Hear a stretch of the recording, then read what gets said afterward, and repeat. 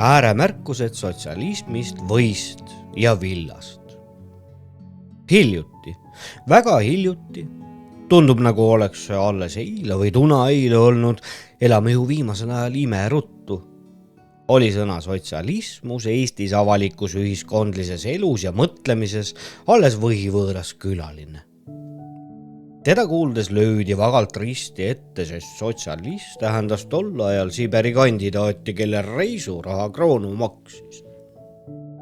Veel 1905. aastal tuli ärksam noormees maalt linna radikaalse lehe toimetusse ja jutustas, et nende pool olla palju sotsialiste. Lähemal rääkimisel selgus, et kuulutatud sotsialistide all peaaegu sulisid tuli mõista. Peaasjalikult ulakaid noori mehi, kes millegi ees risti ette ei löö ja kes käe isegi teise tasku pistavad. Vahepeal on palju vett ära voolanud ja sotsialistigi on nii paljude silmas puhtamaks pesenud. Ainult tõsi tagurline poliitika või ajalehemees püüab veel näo teha, nagu poleks sotsialisti karm meie ühiskondlikus mõtlemises ja tegevuses põrmugi muutunud ja nagu peaks ikka veel kusagilt kroonu ilmuma, kes sulid Siberi sõidutaks. Vaga lehemehega ühineb veel vagam palvevend, ohates, pead lõngutades, issanda nime suhu võttes. Vabatahtlik villade andmine.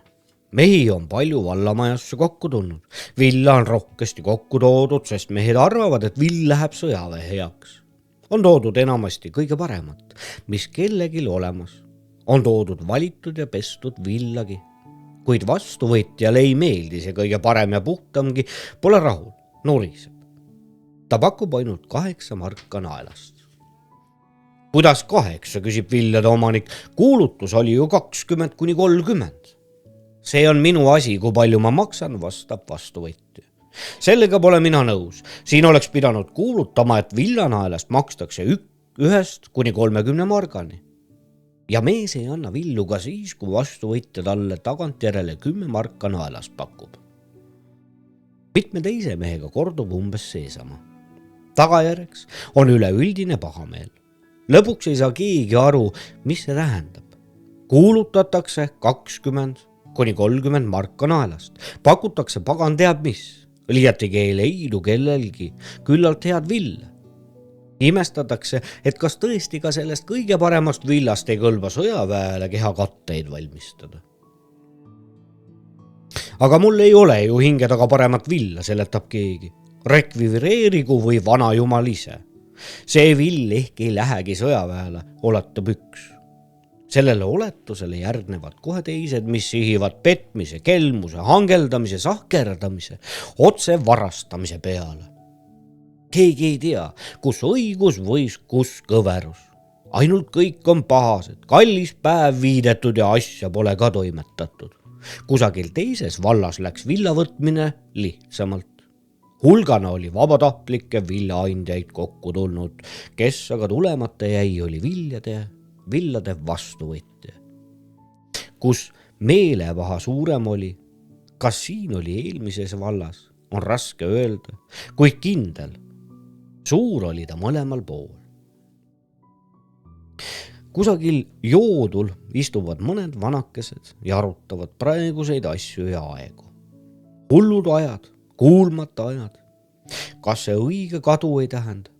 Mõisad tükeldatakse ära, mõisad antakse rahva kätte, kes seda enne kuulnud. Ja siis võtab korraga keegi sotsialisti nime suhu. Mis see küll peaks olema, küsib teine. Ei tea, vastab esimene. Kas ta ei ole see kuulutatud metsaline, keda lahti lastakse ja kes peab tulema, küsib kolmas kurb tõsiselt.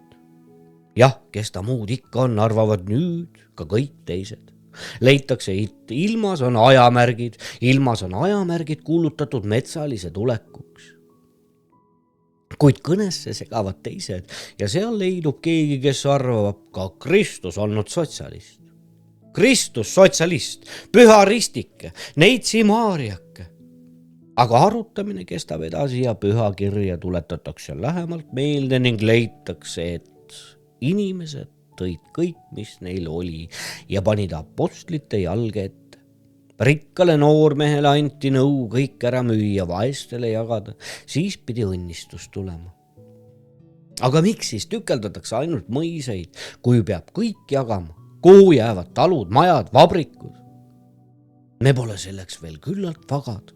Meis istub alles mammuna himu, me teeme nagu Ananias tegi, kes tõi apostlite jalge ette ainult osa oma varandusest, aga sellepärast pidi ta surema oma patu pärast. Vaataks, surm on patupalk. Üleüldse kaebab talumees igal pool, et teda vahet pidamata vallamajasse käsutatakse, ilma et selleks alati tungivat tarvidust oleks. Tõuseb tundmus, nagu oleks ülemus arvamisel, et talumehel muud polegi tarvis teha, kui ainult maksusid maksta, sunniviisil kõiksugu materjali anda ja vallamajas käia kõiksuguseid teadaandmisi ja käskusid kuulamas.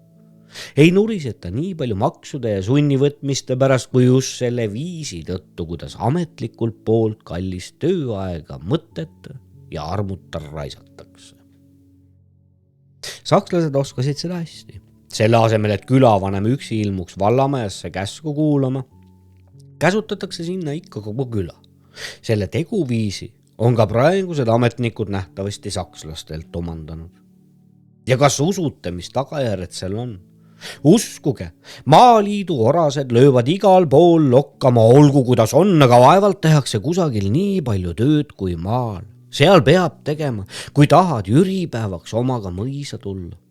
Sellepärast teeb igaüks talumehe oma vaenlaseks, kes tema aega asjata raiskab. Või võtmine kestab edasi. Vähe nurisetakse selle üle. Kuid ometi paandab või võtmine väga paljusid. Jällegi see ära neetud võtmise viis, kord.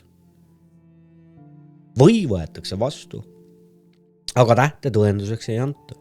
Keegi ei tea, kuhu või läheb, mis temaga saab või kui palju kusagil teda kulutatakse. Ei ole kunagi ühtegi aruannet nähtud, talumees toob oma võinaelad ära, vastuvõtja nõuab rohkem, sest toojal olevat ka eelmiste kuude eest võlgu. Ja vastuvõtja nimetab võlasumma. Talumees ajab vastu, et temal nii palju võlgu pole, aga tõendada on tal võimatu, sest tal puudub vastav kviitung. Vastuvõtja otsib mingisuguse armetult määrdinud raamatu välja ja püüab selle kustunud varese jalgadega tõendada.